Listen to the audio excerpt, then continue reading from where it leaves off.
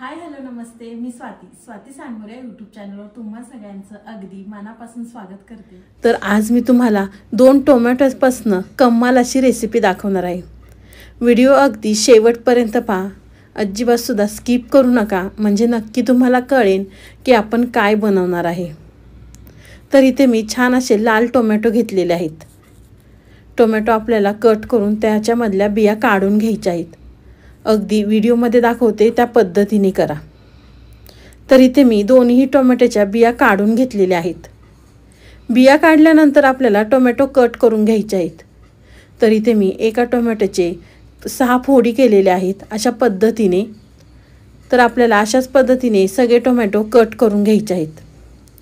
चॅनलवर कोण नवीन आला असेल तर प्लीज माझ्या चॅनलला एक सबस्क्राईब नक्की करा। नवीन यूट्यूबरसाठी तुमचं एक सबस्क्राईब खूप लाख मोलाचं आहे। तर टोमॅटो कट करून झाल्यानंतर इथे मी एक मिक्सरचं भांडं घेतलेलं आहे। मिक्सरच्या भांड्यामध्ये आपल्याला सगळे टोमॅटो घालायचे आहेत। तर सगळे टोमॅटो घातल्यानंतर इथे मी मिरच्या घालते। तर इथे मी 3 हिरव्या मिरच्या घेतलेल्या आहेत। हिरवी मिरची घातल्यानंतर आपल्याला लसूण पाकळ्या घालायच्या आहेत। इथे मी एक कांडी लसणाची घेतली होती। लसूण घातल्यानंतर आपल्याला ह्याची बारीक पेस्ट करून घ्यायची आहे मिक्सरला।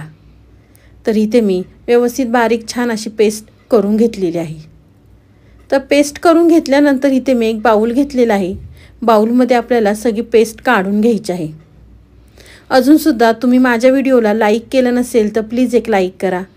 साईडचं बेल आयकॉनसुद्धा प्रेस करा, म्हणजे तुम्हाला माझे नवनवीन व्हिडिओ पाहायला मिळतील। तर टोमॅटोची पेस्ट बाउलमध्ये काढल्यानंतर इथे मी 1 वाटी गव्हाचं पीठ घेतलेलं आहे। इथे मी गव्हाचं पीठ चाळून घेते, कारण गिरणीतनं दळून आणताना त्याच्यामध्ये थोडे गहू राहिलेले आहेत अख्खे। तर त्यामुळे आपल्याला पुढे प्रॉब्लेम येणे रेसिपीला, म्हणून इथे मी गव्हाचं पीठ चाळून घेतलेलं आहे। तर आपल्याला 1.5 वाटी गव्हाचं पीठ घालायचं आहे। त्यानंतर आपल्याला अर्धी वाटी बेसन पीठ घालायचं आहे। बेसन पीठ घातल्यानंतर कोथिंबीर घालायची। अर्धा चमचा आपल्याला ओवा घालायचा आहे हातावर क्रश करून। ओवा घातल्यानंतर अर्धा चमचा जिरे घालायचे आहेत आणि 2 चमचे आपल्याला पांढरे तीळ घालायचे आहेत। पांढरे तीळ घातल्यानंतर अर्धा चमचा मिरची पावडर, अर्धा चमचा बेडगी मिरची पावडर, हळद घालायची आहे, अर्धा चमचा धना पावडर, चवीनुसार मीठ घालायचं आणि ह्याचा छान असा अगदी गोळा तयार करून घ्यायचा आहे। इथे पाण्याची गरज आपल्याला अजिबात सुद्धा लागणार नाही। तर आपण जी टोमॅटोची पेस्ट केली आहे त्यामध्येच आपल्याला ह्याचा गोळा तयार करून घ्यायचा आहे। इथे मी व्यवस्थित अगदी व्हिडिओमध्ये दाखवते त्या पद्धतीने करा। भन्नाट अशी रेसिपी आहे, तुम्ही मुलांच्या टिफिनसाठी सुद्धा देऊ शकता, अगदी झटपट होते। तर इथे माझा गोळा मळून झालेला आहे। मळल्यानंतर आपल्याला थोडंसं तेल लावायचं आणि परत असा एकसारखा करून घ्यायचा आहे। एकसारखा केल्यानंतर 10 मिनटं आपल्याला साईडला ठेवायचं आहे। तर इथे मी 10 मिनटं साईडला ठेवते। तर इथे पाहू शकता तुम्ही 10 मिनटं झालेलं आहे। परत आपल्याला जरा एकसारखा करून घ्यायचा आहे आणि मी दाखवते आपल्याला ह्या पद्धतीने असे गोळे करून घ्यायचे आहेत। तर इथे मी त्या पिठाचे गोळे तयार करून घेते। तुम्ही माझा व्हिडिओ कोणत्या शहरातनं किंवा कोणत्या गावातनं पाहता ते सुद्धा मला कमेंट बॉक्समध्ये सांगायला विसरू नका।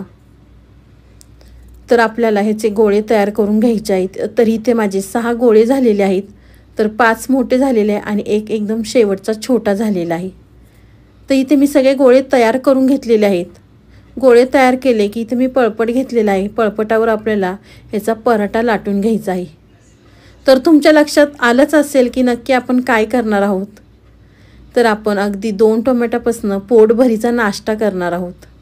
नाश्त्याला करा किंवा संध्याकाळचं असं हलकं फुलकं खायचं असेल तर नक्की ही रेसिपी करू शकता तुम्ही। नेहमीच आपण मेथीचा किंवा बटाट्याचा भरपूर असे पराठे करता, तर तुम्ही माझ्या पद्धतीने एकदा तरी हा टोमॅटोचा पराठा करून पहा।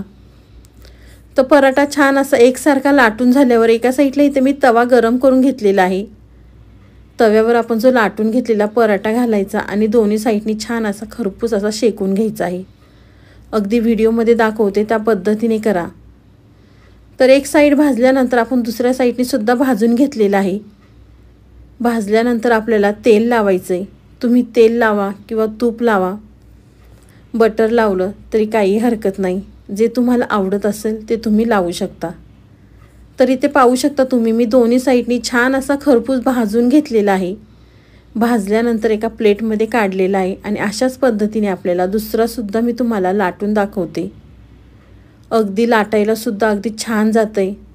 फक्त मळताना खूप जास्त पातळ मळू नका, कारण खाली मग पळपटाला चिटकेल. थोडंसं हे पीठ मी घट्टसर मळलं होतं म्हणून अगदी छान लाटता आलेले आहेत. तर दुसरासुद्धा आपला लाटून झालेला आहे.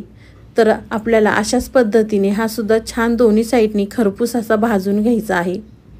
खायला अगदी चविष्ट लागतो. तुम्ही जर माझ्या पद्धतीने टोमॅटोचा पराठा केला तर नेहमीच कराल याची 100% गॅरंटी मी देते, कारण एकदम भन्नाट होते ही रेसिपी. तर हा सुद्धा पराठा आपल्याला दोन्ही साईडनी छान असा भाजून घेतलेला आहे मी. तर एका प्लेटमध्ये काढून घेऊया आणि अशाच पद्धतीने मी सगळे पराठे करून घेते. तर पाहू शकता तुम्ही इथे आपले सगळे पराठे तयार झालेले आहेत. तुम्हाला माझी आजची टोमॅटो पराठ्याची रेसिपी कशी वाटली नक्की मला कमेंट बॉक्समध्ये सांगा. आवडल्यावर लाईक, कमेंट, सबस्क्राईब करायला विसरू नका. तुम्ही माझा व्हिडिओ पूर्ण पाहिल्याबद्दल थँक्यू सो मच. तर चला पुन्हा भेटूया असेच नवनवीन व्हिडिओ घेऊन. तोपर्यंत बाय.